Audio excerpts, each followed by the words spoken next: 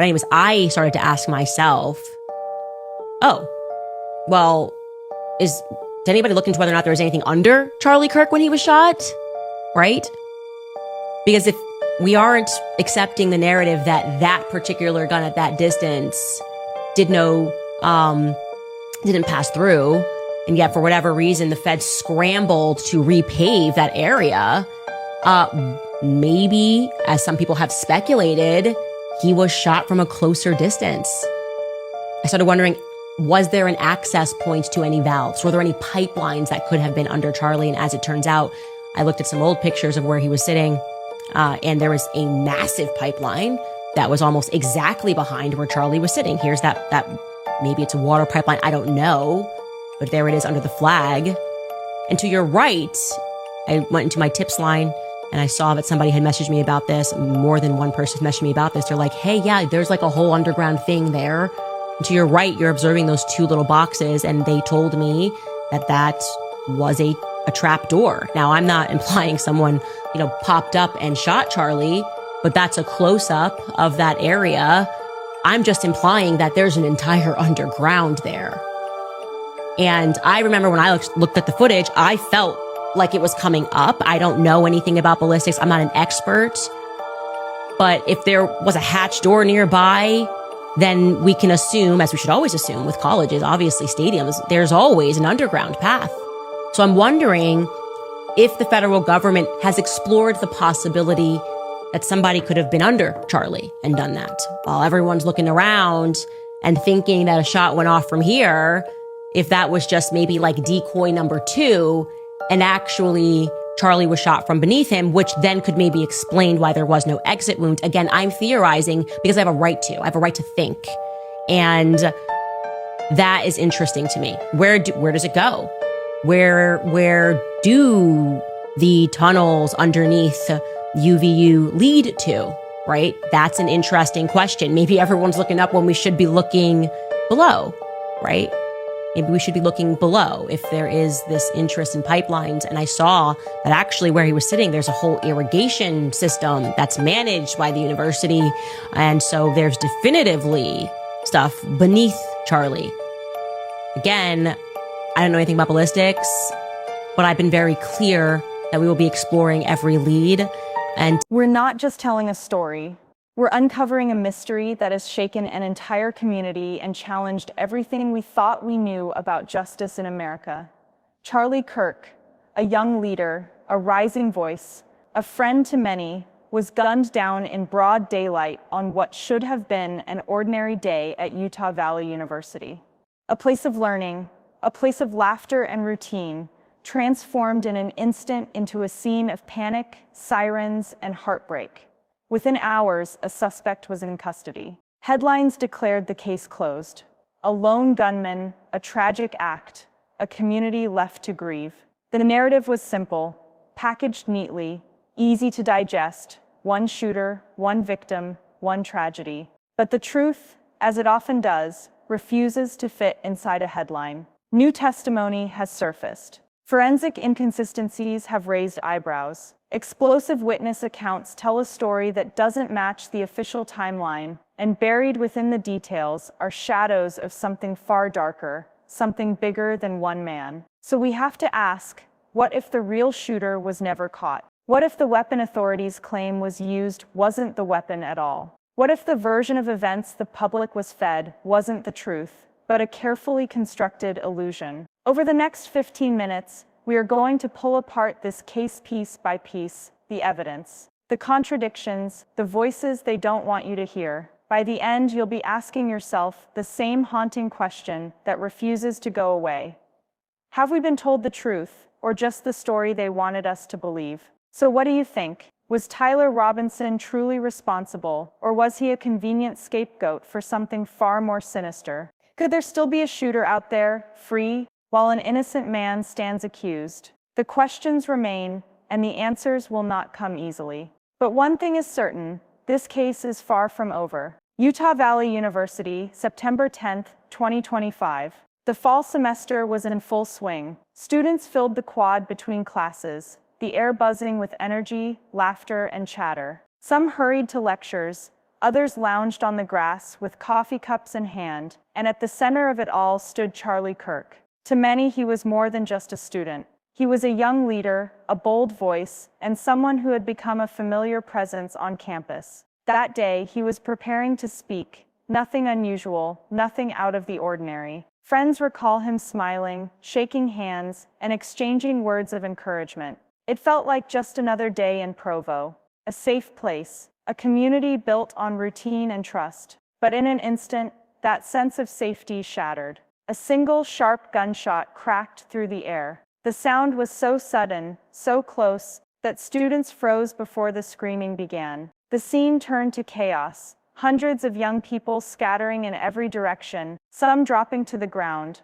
others running blindly for cover. Panic consumed the campus, and in the middle of it all, Charlie Kirk fell. His life cut short in front of his peers, his friends, his community. In the aftermath, shock gripped the university. Sirens blared, police cordoned off the quad, and helicopters circled overhead. Parents rushed to campus, desperate for answers. By nightfall, the story was already making national headlines. A rising leader, assassinated in broad daylight. And just 33 hours later, police announced an arrest. A suspect, Tyler Ronnensen, a quiet, ordinary student. Authorities claimed he acted alone, a lone wolf, as they called it.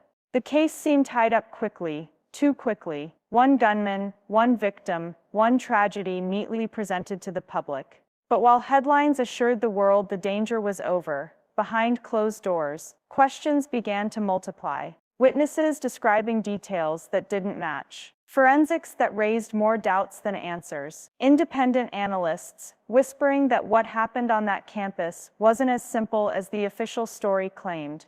The cracks were there, waiting for anyone willing to look closer. The moment the gunshot rang out, everything changed. Students who had been laughing just seconds earlier dropped to the ground, unsure where the sound had come from. Some thought it was a firecracker. Others swore it was a car backfiring. But within moments, the screams confirmed the truth. It was a gunshot, and someone had been hit. Witnesses described the sound as deafening, not distant, not muffled, sharp, immediate. Many insisted it felt like the shooter was right there in the crowd, close enough that the ringing in their ears didn't stop for minutes after. Panic spread instantly. Hundreds of bodies surged in every direction, some hiding under benches, others sprinting toward buildings, desperately pulling friends by the arm. Cell phones flew out of pockets, calls to 911, overlapping with sobs and gasps of disbelief. Charlie Kirk collapsed to the ground, blood staining his shirt as those nearby froze in horror. Several students rushed forward to help, while others screamed for medics. In the confusion, people pointed in different directions. Some swore they saw a figure running toward the parking garage. Others claimed the sound came from a rooftop, and still more believed the shooter was hidden within the panicked crowd itself. Campus security was on the scene within minutes, followed by local police, but the damage had already been done. The quad looked like a battlefield. Shoes, backpacks, and notebooks scattered across the lawn, abandoned by students who ran for their lives. Sirens cut through the chaos, helicopters circled overhead, and officers shouted for everyone to get down or clear the area. By the time paramedics reached Charlie, it was too late. He was pronounced dead at the scene, surrounded by the chaos of the very campus he had once worked to bring together. Students wept openly, clutching one another, many in shock, unable to comprehend what had just unfolded. And yet, in the midst of the heartbreak, questions were already forming. Witnesses gave conflicting accounts. No one seemed certain where the shot had come from. And in that uncertainty, a chilling possibility began to emerge. Was the real shooter still out there? Just 33 hours after the fatal shot at Utah Valley University, authorities stepped forward with an answer. The chaos, the grief, the fear, it all had a name now. Tyler Ronnensen, a 22-year-old student, arrested at his apartment, handcuffed and paraded in front of cameras. Police declared him a lone wolf, a troubled young man who had acted alone with no known accomplices. The announcement hit the news cycle like wildfire. Every headline, every broadcast, every push notification carried the same message: case closed. A dangerous individual had been caught, and the community could breathe again. At least that's what they wanted the public to believe. Investigators claimed Ronnensen had used a .306 hunting rifle, firing from the rooftop of the West Campus building. They pointed to grainy surveillance footage of him entering the campus that morning, wearing shorts, a maroon t-shirt, and a black cap. They insisted he had slipped away unnoticed after the shot, changing clothes to avoid suspicion, before returning to blend with the crowd. But even as officials painted the picture, cracks began to show. No footage existed of Ronnensen with a rifle, only with a backpack. The rooftop he was said to have used was never clearly visible in the crowd videos circulating online. And when pressed, police admitted that key pieces of forensic evidence, including the very weapon supposedly used, were still under review. Yet despite these gaps, the narrative was repeated over and over again. Tyler Ronnensen, lone gunman, end of story. For many, that explanation was enough. A suspect had been named, order had been restored. But for Charlie Kirk's grieving family, for the students who were there, and for analysts who studied the evidence closely, the official story felt too neat, too convenient.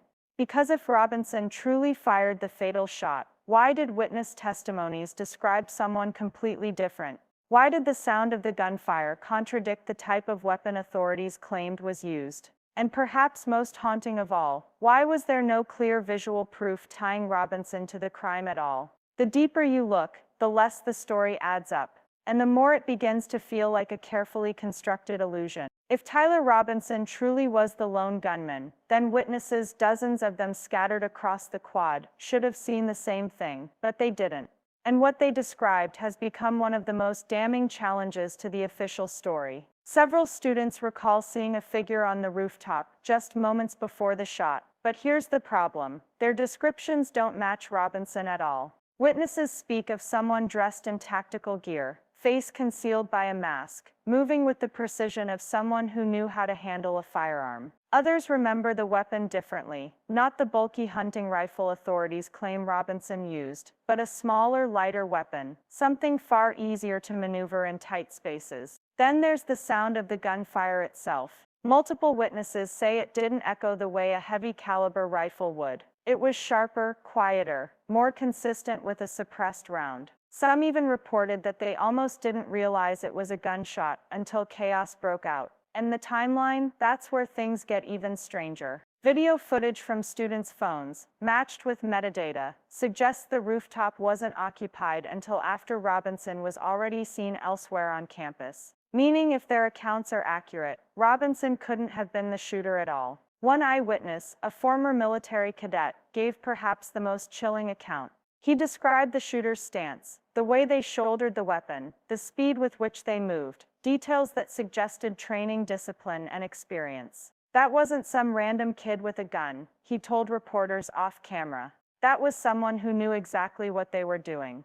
When these accounts began circulating, they should have changed the direction of the investigation. Instead, they were brushed aside. Officials doubled down on the lone shooter theory, dismissing the contradictions as confusion under stress. But how many eyewitnesses can be wrong at the same time? How many separate testimonies can point to the same discrepancies before the official story begins to collapse under its own weight? The more witnesses spoke, the less the narrative fit. And the more the community began to wonder, was Tyler Ronnensen truly guilty, or was he the easiest person to blame? If eyewitnesses can be dismissed as confused or emotional, forensic evidence should cut through the noise. Science doesn't lie. But in the Charlie Kirk case, even the science raised more questions than answers. Let's start with the gunshot itself. Acoustic experts studied the recordings from multiple student phones, and the sound analysis tells a story that contradicts the FBI's narrative.